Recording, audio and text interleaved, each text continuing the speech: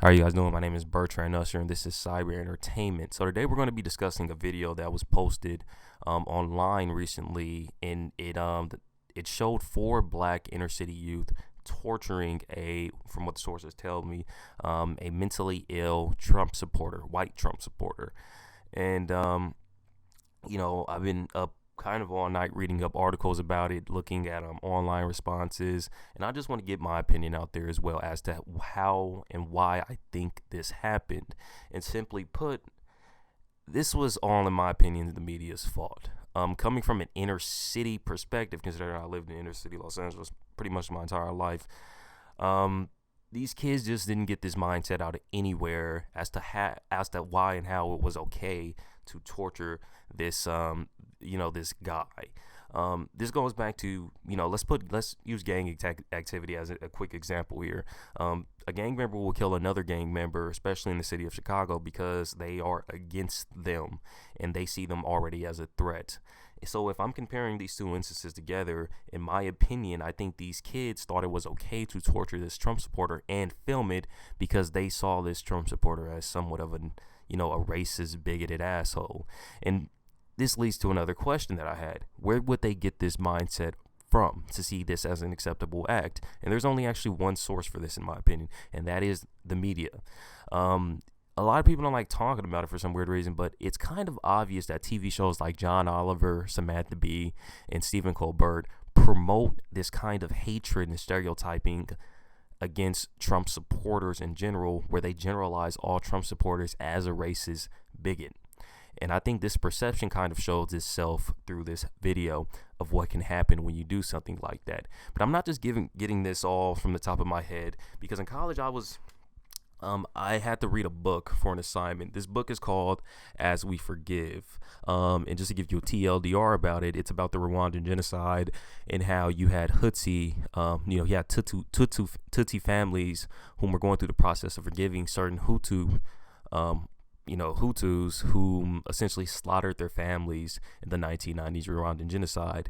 But forgetting that fact, the reason why I bring up this book is from a specific excerpt in the beginning of the book, which talks about how this us versus them mentality against the Tutsi and the Hutu started in the first place. And they give a couple of good reasons, but one reason that stuck out, and it's actually a really important reason, is how the media influenced the hatred between the two. And essentially the media, you had comedians, politicians, famous people whom would actually incite the violence between the Tutsi and the Hutu and mock one another. And this reminds me back to modern day on how you have the media, especially SNL, after that Trump sketch they did, who essentially mock and stereotype people of a different political spectrum in a very bad light. And of course, you have TV shows like Samantha Bee. If you don't know who I'm talking about, just look her up. If you are conservative, watch out. And if you are liberal, but common sense liberal, watch out, because she says a lot of out of touch things where she blames white people, white males in general, uneducated white males in general, for Donald Trump and calling them all racist.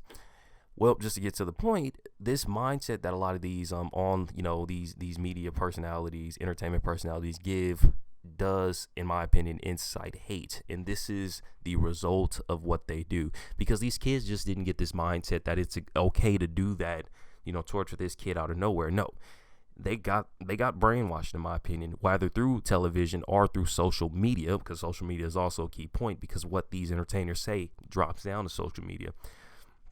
These kids got this perception from somewhere, and media is the source. And I actually just want to see whether or not it's CNN, MSNBC, Fox, is going to actually call them out for this. Will Samantha Bee, will John Oliver, will Stephen Colbert, because he said his things too, be called out? Will they be called out? Because they are the ones who incite this. Celebrities who say Trump is a racist and diss all Trump supporters, like Wanda Sykes, will they be called out for inciting things like this? Because in my opinion, I think more of this is set to come. But of course, only time can tell, especially after January 20th. But guys, this is just my opinion on the issue. Simply put, I blame the media for this. If you have a chance, please try to read the book I just mentioned, As We Forgive. The beginning part, really paints a messed up picture as to how an us versus them mentality is created. But yeah, guys, this has just been my opinion. Please like, subscribe if you want to see more videos like this, and also please comment. I'm 100% down for you guys commenting. I want to hear you guys' opinion on this issue. But as of right now, I gotta go to class. I'm tired and exhausted. So yeah, peace.